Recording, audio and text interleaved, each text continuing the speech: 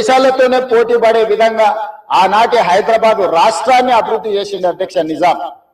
కాలక్రమేణా స్వతంత్రం వచ్చింది, ప్రజాస్వామిక పాలన వచ్చింది.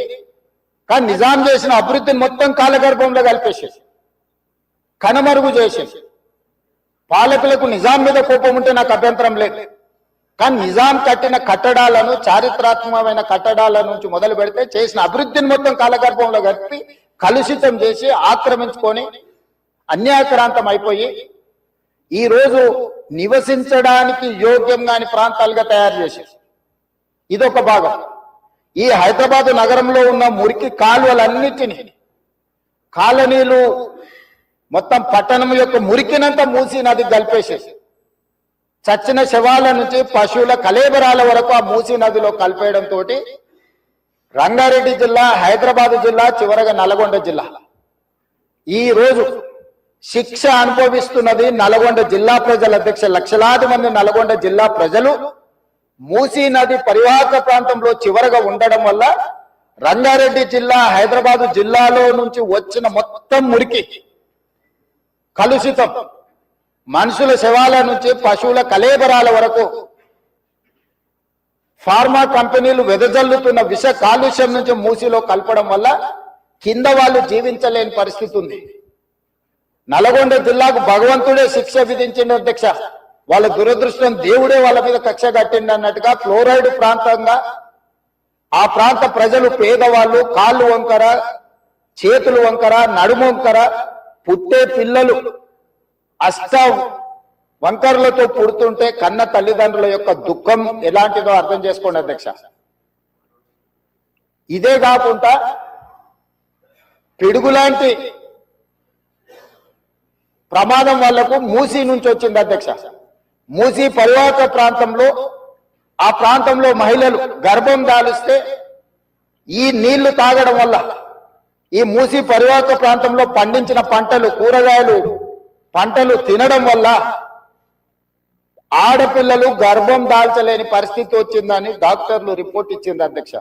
వరల్డ్ హెల్త్ ఆర్గనైజేషన్ మనుషులు నివాస యోగ్యము కాని ప్రాంతంగా నల్గొండ మారబోతుందని ఫ్లోరైడ్ విషయంలో చెప్పడం జరిగింది అధ్యక్ష.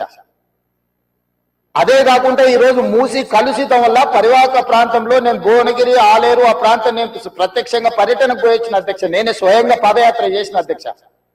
అక్కడ ఆడపిల్లలు వచ్చి, అయ్యా మా పిల్లలకు పెళ్లిళ్ళు అయితే మా పిల్లల్ని ఇక్కడ ఉంచుతలేము, మేము పట్టణమో ఎక్కడన్నా పోయి బతకమంటున్నాం, వీడుంటే పిల్లలు పుట్టడం కష్టం, పుట్టే పిల్లలు కూడా అంగవైకల్యంతో పుట్టే పరిస్థితి వచ్చింది అని.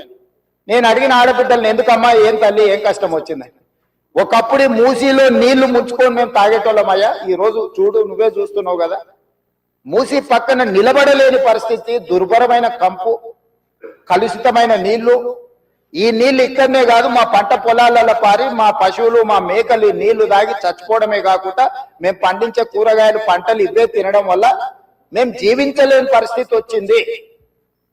మీరు ఏమైనా చెయ్యండి, మా నల్గొండకి ఏమి చేయకపోయినా పర్వాలేదు, ఈ మూసీ ప్రక్షాళన చేయండి, కలుషితం నుంచి మమ్మల్ని కాపాడండి అని చెప్పి వేలాది మంది ఆ రోజు అక్కడికి వచ్చి విజ్ఞప్తి చేసింది అధ్యక్ష.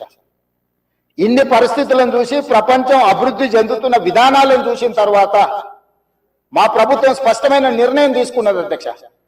ఎట్టి పరిస్థితుల మూసీ నది ప్రక్షాళన చెయ్యవలసిందే. సంవత్సరానికి 365 రోజులు మూసీ నదిలో నీళ్లు ప్రవహించాల్సిందే అని ప్రణాళికలు సిద్ధం చేయాలని చెప్పి అధికారులను పిలిస్తే, అధికారులు మన స్థాయిలోనే కాదు ప్రపంచ స్థాయిలో అనుభవం ఉన్న కన్సల్టెంట్స్ ఉంటే మనకి ఈజీ అవుద్ది.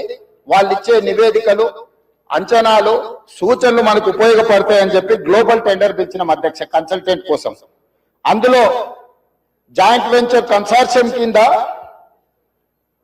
మాన్హాట్ సింగపూర్ ప్రైవేట్ లిమిటెడ్, సింగపూర్ కు సంబంధించిన సంస్థ, Cushman Wakefield private limited, Rios design studio, ఒకరు ప్రాజెక్టులు డిజైన్లలో, రెండవరు ఫైనాన్షియల్ కన్సల్టెంట్స్, ఒక ఆర్థికంగా ఏ రకంగా బ్యాంకుల నుంచి రుణాలు పొందాలి, ఏ రకంగా వ్యాపార కేంద్రాలను అభివృద్ధి చేయాలి, మూడవరు నీళ్లను ఏ విధంగా ఉపయోగించాలో ఈ ముగ్గురు కన్సార్షియం కింద ఏర్పడి ఈ రోజు మూసీ రివర్ డెవలప్మెంట్ ఫ్రంట్ నుంచి మనం టెండర్లు పిలిచి ఈ కన్సల్టెంట్ మనం అపాయింట్ చేసుకోవడం అపాయింట్ చేసుకోవడం జరిగింది అధ్యక్ష.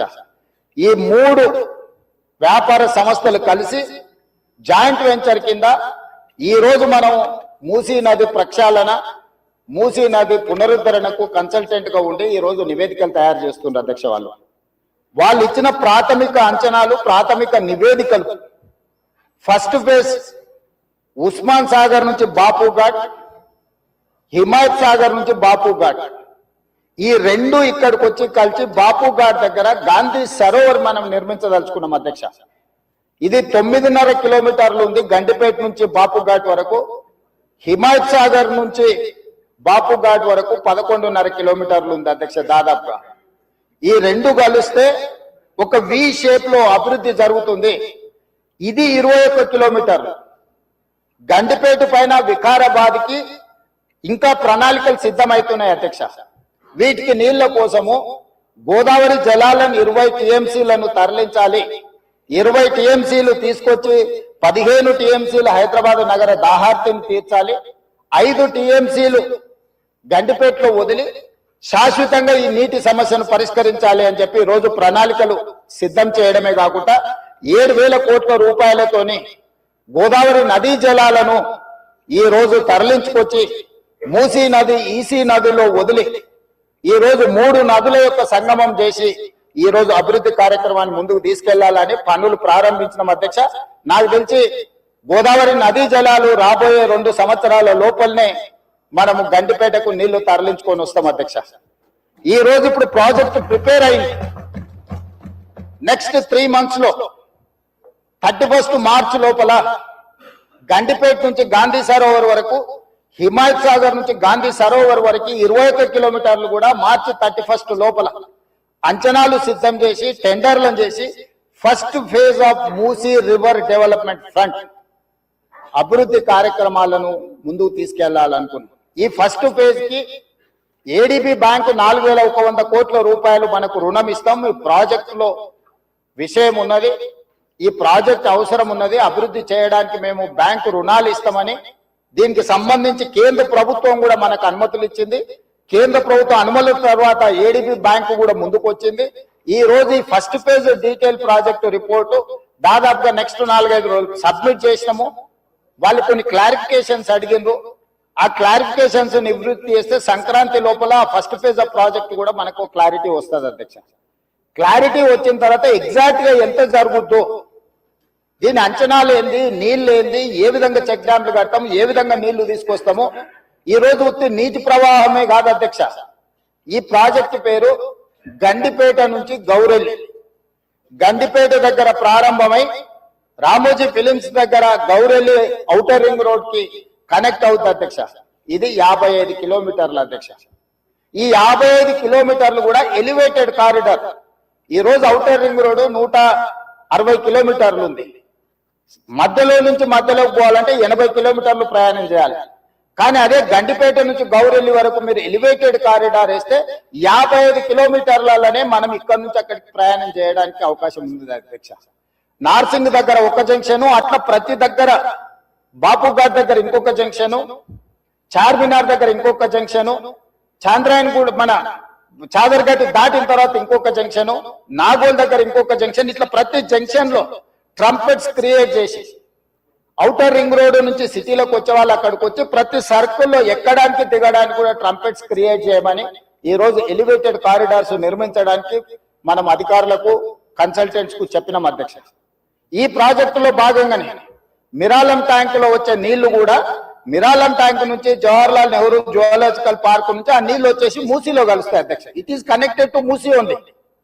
సో ఆ ప్రాజెక్టు కూడా అక్బరుద్దీన్ ఓవైసీ గారు, నేను ముఖ్యమంత్రిగా మొదటిసారి చాంద్రాయన్ గుట్ట పర్యటనకు పోయినప్పుడు అసదుద్దీన్ ఓవైసీ గారు ఇద్దరు మిరాలం ట్యాంక్ ను ఒక పర్యాటక కేంద్రంగా బ్రహ్మాండంగా అభివృద్ధి చేయాలి, ట్యాంక్ బండ్ అక్కడ ఉండు కాదు, మాకు ఓల్డ్ సిటీలో ఒక మిరాలం ట్యాంక్ ని అభివృద్ధి చేయాలి, జూ పార్క్ ఉన్నది పక్కన మిరాలం ట్యాంక్ ఉంది 450 ఎకరాలలో, మీరు చేయాలంటే దాన్ని కంప్లీట్ గా ఈ కన్సల్టెంట్స్ కి ఇచ్చి ప్రపంచ స్థాయిలో అక్కడ ఒక అభివృద్ధి పర్యాటక కేంద్రంగా మార్చాలని చేసి ఈ రోజు 450 కోట్ల రూపాయలతోనే మిరాలం ట్యాంక్ మీద బ్రిడ్జ్ కట్టడమే కాకుండా ఆ ప్రాంతాన్ని అభివృద్ధి చేయడానికి టెండర్ పిలిచి పనులు జరుగుతున్నాయి అధ్యక్ష.